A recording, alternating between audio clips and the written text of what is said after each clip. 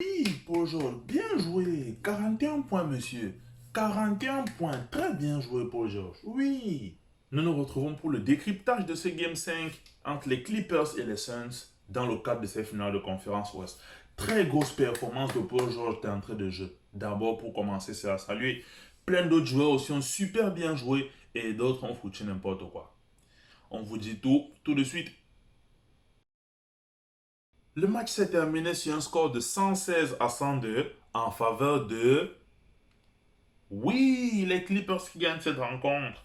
Les Clippers qui gagnent ce match, qui les ramène à 3-2 dans cette série où ils sont face à une élimination. Mais les Clippers, quand même, il faut qu'on se parle un peu, les amis. C'est bizarre. Vous commencez à jouer un bon basket quand vous êtes en danger, quand vous êtes face à l'élimination. Mais c'est des gars qui n'aiment pas la sécurité. Il y a des gens comme ça qui n'aiment pas la sécurité. Les Clippers en font partie. Contre Dallas, ils ont été face à une élimination 3-2. Les gars sont revenus, ils ont mis du cœur, ils ont gagné. Contre Utah, dans la deuxième série, ils ont été menés dans la série, ils étaient en danger, ils jouaient les favoris au titre. Mais quand ils sont en danger, les gars commencent à réagir. Voilà encore aujourd'hui, ils sont en danger 3-1. Ils ont joué un match parfait, à mon avis, et ils sont revenus dans la série à 3-2. Bon, série n'est pas terminée, hein. On va voir ce que les Suns vont montrer après. Mais tu sens que c'est des gars qui, eux, ils jouent bien quand ils sont en danger. Et ce soir, ils ont très bien joué. Félicitations déjà aux meilleurs joueurs qui étaient sur le terrain aujourd'hui, Paul George.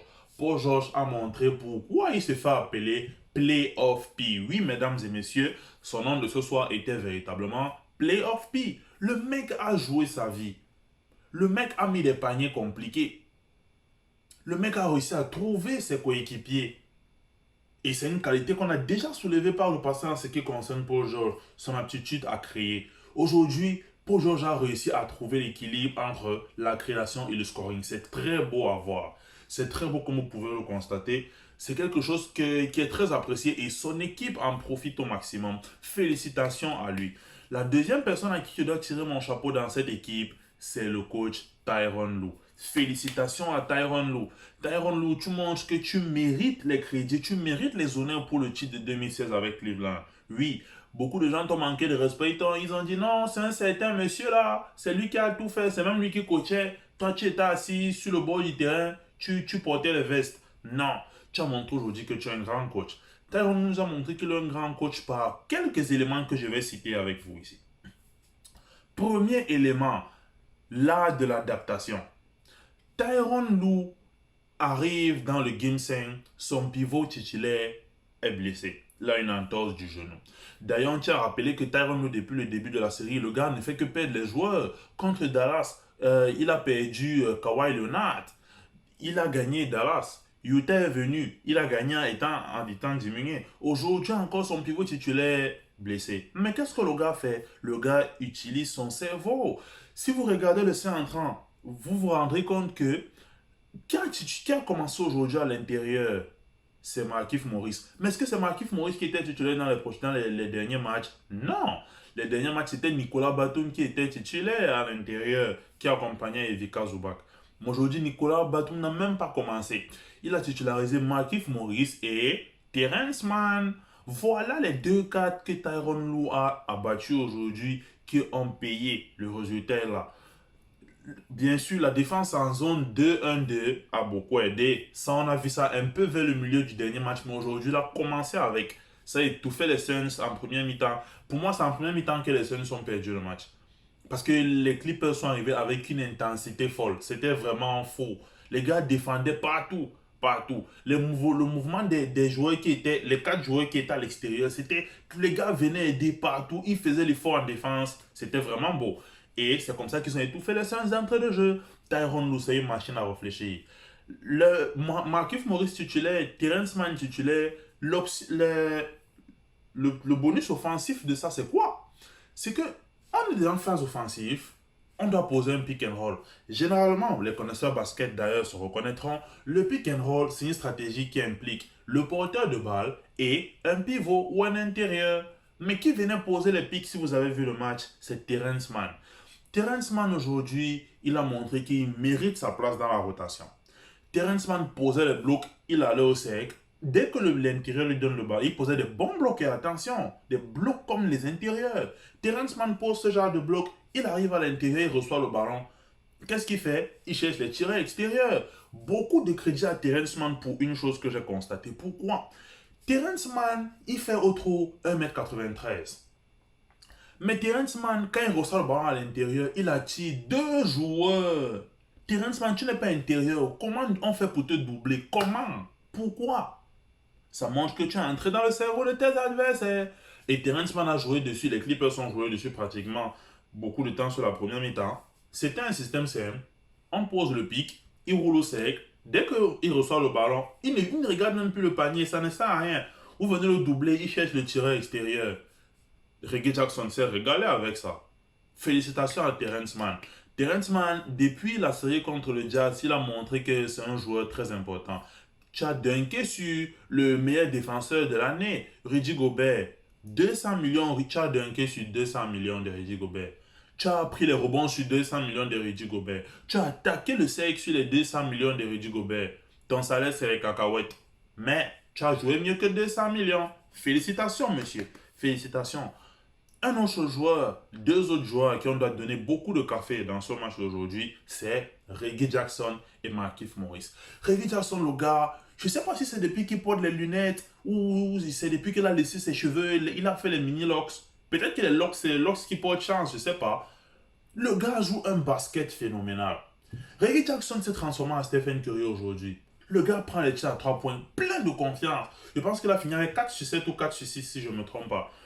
Il nous a lâché quand même quelques beaux dunks dans le trafic, là, Reggie Jackson. Mais c'était vraiment beau à voir. Son jeu aujourd'hui est très fluide. Tu te demandes, mais Reggie Jackson, tu étais où depuis? Tu étais où depuis? Quand les Suns, quand les Clippers sont perdus l'année dernière contre Denver, tu étais où? Reggie Jackson était dans l'équipe là.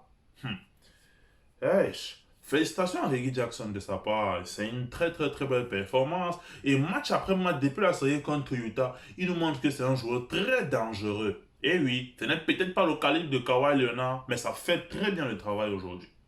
Félicitations pour ça.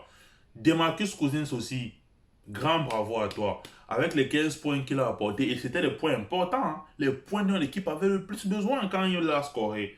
Il a mis plusieurs points importants, 15 aujourd'hui.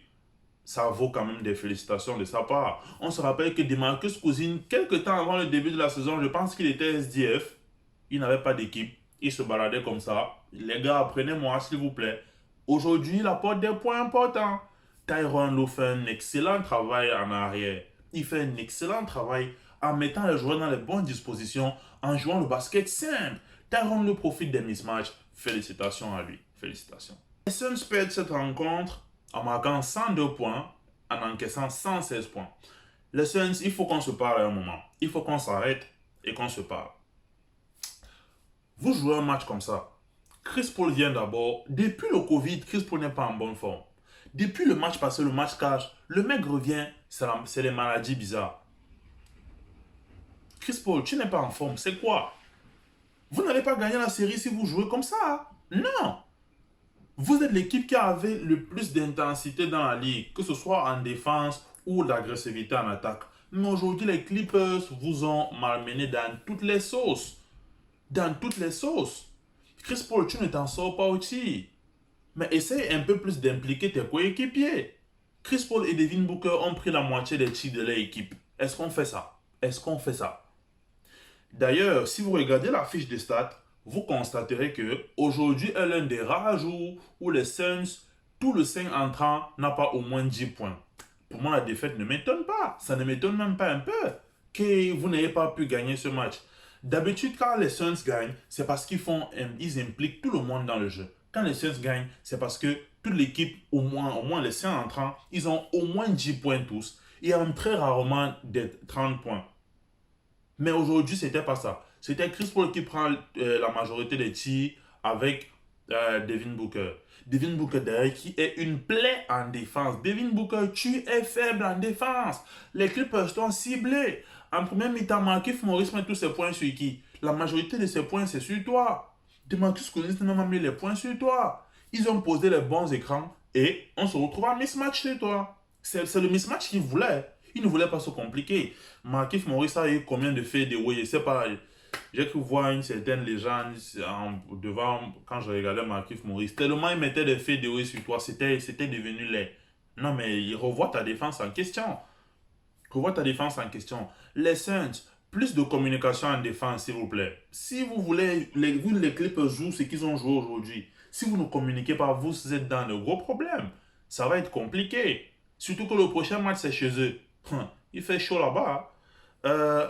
Les Saints aussi, Monty Williams, à un moment, il faut quand même que tu prennes tes responsabilités, monsieur le coach.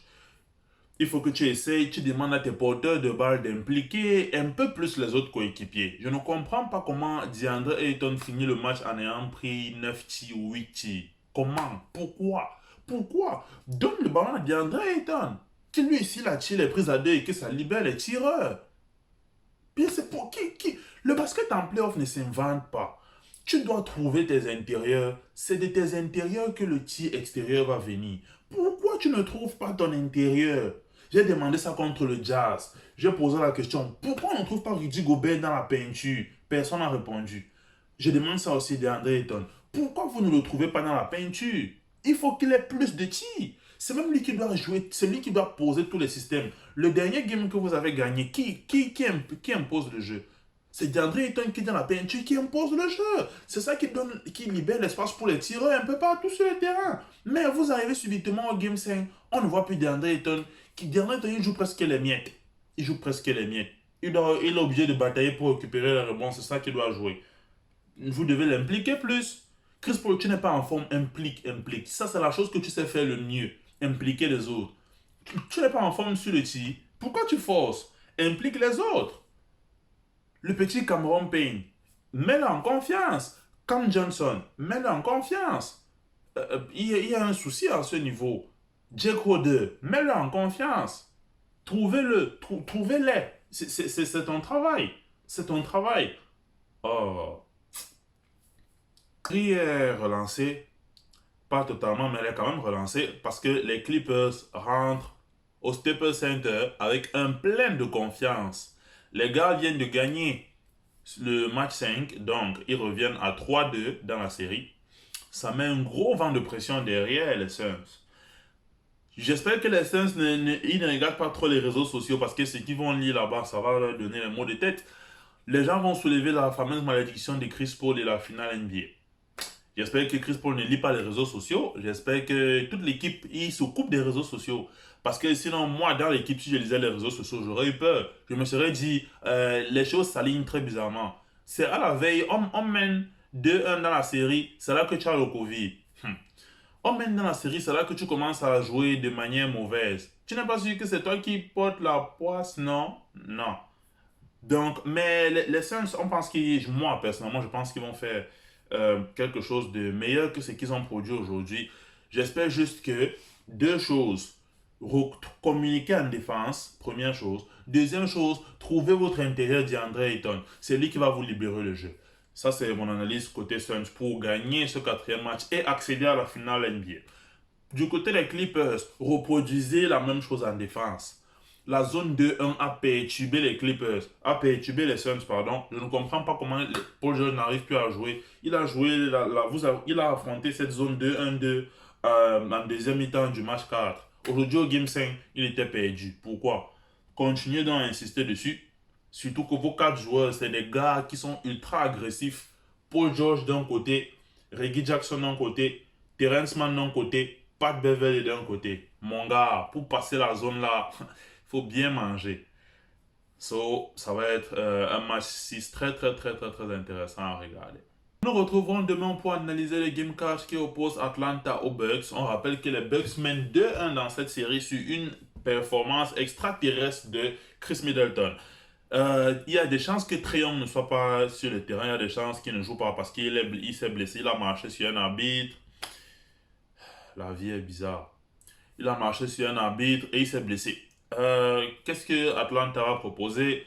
Comment est-ce qu'ils vont affronter ça? Comment est-ce qu'ils vont bloquer Chris Middleton? Parce qu'aujourd'hui, pour moi, Chris Middleton, c'est le joueur le plus important de l'équipe. Giannis, c'est un boxeur. On va voir comment ça va se passer. Sur ce, portez-vous bien. Continuez à vous abonner, pardon. Likez la vidéo. si vous l'avez apprécié et laissez-moi en commentaire les choses que vous avez qui ont manqué et que vous aurez voulu qu'ils soient soulevés ou les éléments que vous avez vus dont je n'ai pas parlé. Merci déjà aux personnes qui s'abonnent, ça fait vraiment chaud. Continuez comme ça, ensemble on va construire notre communauté. Bonne journée à vous.